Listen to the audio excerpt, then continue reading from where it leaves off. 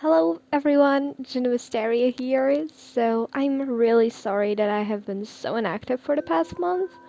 I have been on summer camp and the school started for me like just now, 2 days ago. So yeah, I'm really sorry, but I'll try to make more and make something in my free time. And since I have been so busy, I decided to make a Shoto Todoroki X reader fanfic, which is named Lights Out. And just before we start, I would like to thank you for so many nice comments. I never thought that I wouldn't get hated for this, for what I'm doing. I thought I would always get some haters and stuff, like right from the start, but apparently not yet, so I'm really grateful for that, and I'm really happy that you like my videos and the things that I make. I'm trying my best. Also, I would like to thank you for 297 subscribers. This is such a big number for me. I have never been this close to anything like that. And yeah, thank you so much. And yeah, let's begin right now with the Shoto Todoroki X Reader fanfic that I wrote named Lights Out. It all began when the two of you first met. It was your first day in UA High School and you were attending class 1A in the Hero Course department.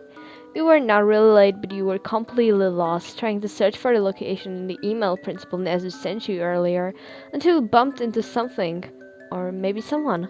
You didn't fall since the person caught you just in time, but your book fell on the ground. Before you could realize what happened, you saw him. The boy with heterochromia and a half-colored hair was staring at you with a confused look in his eyes. "Are you okay?" he asked with no emotion in his voice, before he let go of you as he saw you were standing straight on the ground. "Here, you must have dropped this." He leaned down and grabbed the book you were reading. You were still staring until he handed the book out to you and you squeaked. "Oh, I'm really sorry for bumping into you. I was trying to look for my class in the email Principal Nezu sent me. I can't find it anywhere." You slightly groaned and the boy was staring at you. "Me neither. I have walked in these halls for 10 minutes already, I think. Oh, and my name is Shoto Todoroki. It's a pleasure to meet you." You paused for a moment and then reached out your hand to make a handshake as an introduction. "My name... I'm your name. And it's nice to meet you too. Should we maybe search for it together?" You asked quite cheerfully. He looked at you for a moment, then shook your hand and said, "Sure, let's go." The two of you arrived late, but the teacher wasn't there anyway, so you were quite lucky. You two seated together, him in the middle row and you next to the window. You were talking and eventually gotten closer to each other as every single day passed. By the time now, you're older and you're almost done with school. It was the start of your last year at UA, and you two were the best friends forever. You never really imagined with such a cold-hearted guy. He was kind of shy and quiet at the start, but he eventually opened up to you.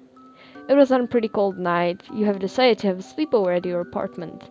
Everything was going smooth. The heating system was turned to 25 degrees Celsius, 77 Fahrenheit, and the two of you were looking really cozy, all cuddled up with the blankets at the couch as you were watching some movies.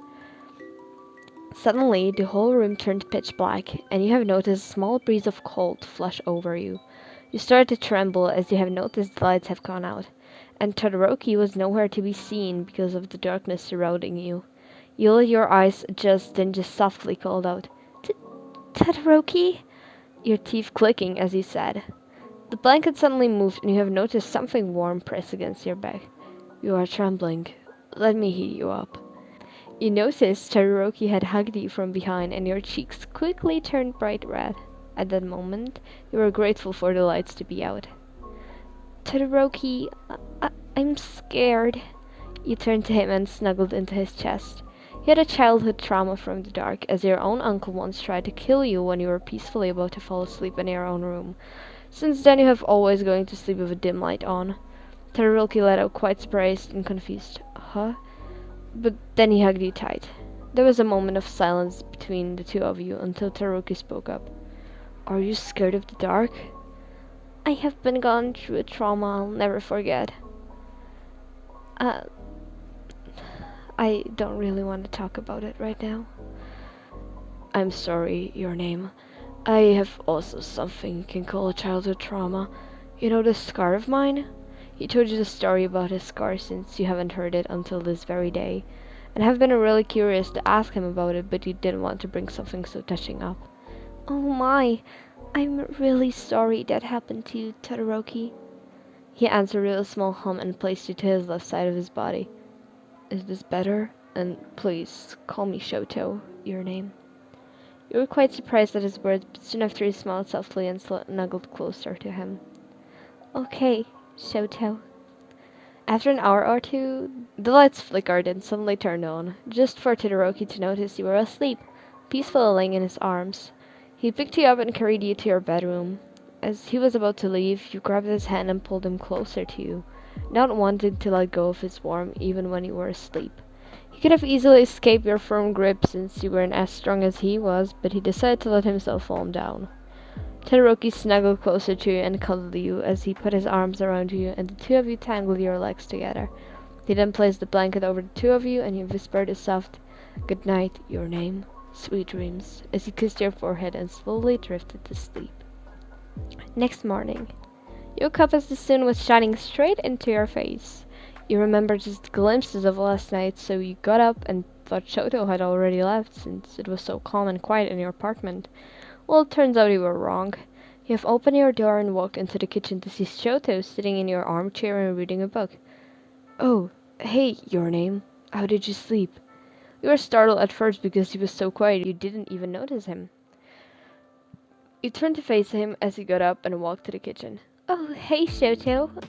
Didn't think you would stay here. Well, You got cut off as he hugged you from behind. Your cheeks got bright pink and you felt the heat rush into your face. Shoto? There was a quiet moment before Todoroki spoke up. Sorry, it felt like the right thing to do.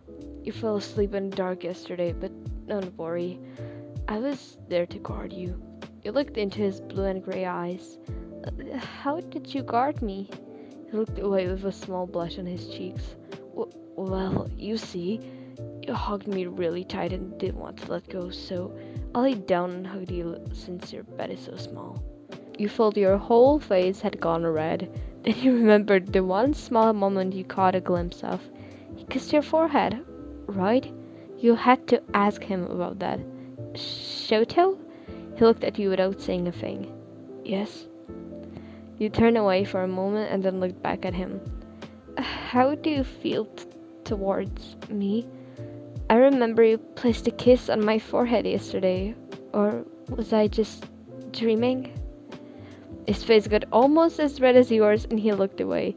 I did. I'm sorry if I made you feel uncomfortable, your name.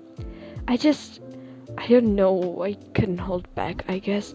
You suddenly got cut off by your lips touching his in a firm but sweet kiss. No need to apologize, Shoto. Okay, that's the whole fanfiction. I hope you enjoyed it, just like you did the other ones I made. This one was quite rushed because I was packing my stuff for the summer camp while writing this. And next time I'll try some kind of underrated character, or maybe Kirishima or Kaminari or someone. I'll see what my little mind will come up with. But I really hope you enjoyed this one. The word count is 1,306, and this one didn't took me so long as the other ones, surprisingly, because I kind of rushed it. And please don't ask me in the comments about the childhood trauma. I didn't know what to come up with, and this was the only thing I have come up with. Like, seriously, I didn't know what else to add there. But I really hope you enjoyed this one, and I'll see you next time. Farewell!